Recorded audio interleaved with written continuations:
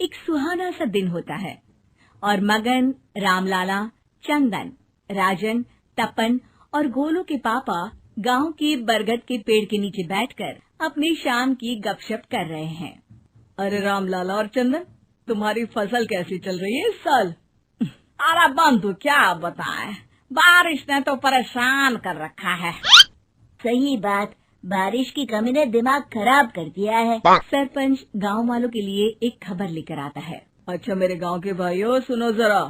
हमारी सरकार ने किसानों के लिए शहर में एक सेमिनार का आयोजन किया है, जिसमें वो खेतों के बारे में और भी कुछ जानकारी देंगे। तो मुझे लगता है कि हमें वहाँ जाना चाहिए। सरपंच जी, मेरे खेतों में कीड़ों ने परेशान कर दिया है, उसके लिए कुछ जानकारी मिलेगी क्या? बिल्कुल, तुम्हारे खेतों के बारे में तुम्हें सारी जानकारी देंगे वो लोग। तुम तीनों को जाना चाहिए, बहुत फायदा होगा तुम्हें उससे। ये कहकर सरपंच वहाँ से चला जाता है और तीनों सोचते हैं कि वो शाम के वक्त मैदान पर मिलेंगे और वहीं से रवाना हो जाएंगे। तीनों दोस्त मैदान पर मिलते हैं और जैसे ही निकलना शुरू करते हैं तभी एक बांसुरी की आवाज सुनकर वो भी उसी ओर सम्मोहित स्थिति में चलना शुरू कर देते हैं। कुछ बच्चे हर बार की तरह अपना दोपहर का फुटबॉल का गेम खेल रहे हैं। पकड़ लिया, पकड़ के दिखा मुझे, इतना भी नहीं कर सकता। अच्छा, कितना भागेगा? आखिरकार तो मेरी पकड़ में आ ही जाएगा।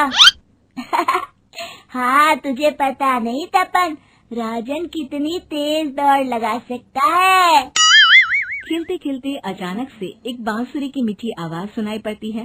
सारे बच्चे उसका पीछा करने लगते हैं। शाम हो गई है और बच्चों के घर न आने की वजह से उनकी माँ मैदान में पहुँच जाती है। राजन बेटे, अरे ओ राजन बेटे, किधर चले गए? इतनी देर हो गई, घर वापस क्यों नहीं आए बेटे? तपन बेटा, चलो घर, शाम हो गई है, कितना खेलोगे? और गोलू, ओ गोलू। तीनों की माँ एक दूसरे को देखने लगती है और उन्हें एहसास होता है कि उन तीनों के बेटे घर आए ही नहीं। अरे राजन और गोलू की मम्मी, आप इधर? राजन और गोलू घर नहीं आए क्या अभी तक? नहीं तो दोपहर में राजन मुझे बताकर गया था कि वो तपन और गोलू के साथ खेलने जा रहा है। मैंने सुना है कि गांव में एक चुड़ैल घूम रही है, कहीं वही तो नहीं ले गई ना हमारे बच्चों को? ऐसा कुछ नहीं हुआ होगा, हम तीनों अलग अलग जगह ढूंढते हैं, इधर ही खेल रहे होंगे तीनों बच्चे। ये कहकर तीनों बच्चों की माएं उन्हें ढूंढने निकल गयी। बहुत देर हो गई और फिर भी तीनों बच्चे मिले नहीं। तीनों की माएं मैदान पर फिर से मिलती हैं। सुनिए जी, ये तीनों मिल ही नहीं रहे और मेरे दिमाग में बहुत बुरे बुरे ख्याल आ रहे हैं। आप चिंता मत कीजिए, हम सरपंच से जाकर बात करते हैं, वो हमारी मदद करेंगे। गोलू की माँ सही कह रही हो, चलो चलते हैं। एक उम्मीद की आशा लेकर तीनों अपने बेटों की फिक्र में सरपंच के घर जा पहुंचती है। सरपंच अपनी शाम की चाय पी रहे हैं और अखबार पढ़ रहे हैं। तभी तीनों की माँ हड़बड़ी में भागकर उनके पास आती है। अरे अरे, आप तीनों इतनी डरी हुई क्यों हो? क्या हुआ? ऐसी क्या बात हो गई?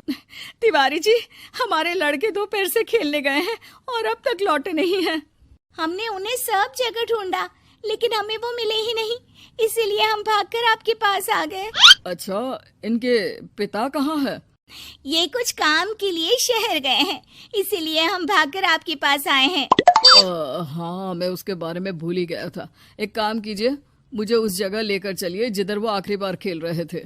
सरपंच घर से एक डंडा लेकर तीनों के साथ मैदान की ओर निकल पड़ते हैं। तीनों मैदान पर पहुंच जाते हैं और उन्हें ढूंढने के लिए कुछ सुराग खोजना शुरू करते हैं। आपको कोई ऐसी जगह पता है जहां ये तीनों साथ में मिलते हैं? नहीं जी, ऐसी तो कोई जगह नहीं पता। अचानक से वही बांसुरी की आवाज आना शुरू हो जाता है और सरपंच सम्मोहित होकर उस आवाज की तरफ जाना शुरू कर देते हैं। अरे तिवारी जी, आप ठीक तो हैं? कहाँ जा रहे हैं? अरे ओ तिवारी जी, वो हमें सुन नहीं पा रहे हैं क्या? सरपंच बांसुरी की धुन में झुककर उसी दिशा में आगे बढ़ रहे थे। ये आवाज कैसी? ऐसा लग रहा है कि कोई बांसुरी बजा रहा हो। हाँ, सरपंच जी भी उसी दिशा में जा रहे हैं। सरपंच का पीछा कर तीनों मैदान के टूटे हुए बंगले पर पहुंच गए और सरपंच के पीछे दरवाजे के अंदर घुस गए। तीनों बंगले के अंदर झांकते हैं तो देखते हैं कि बहुत अच्छे से संभाला गया है बंगला। उतने में एक हंसी की आवाज आती है।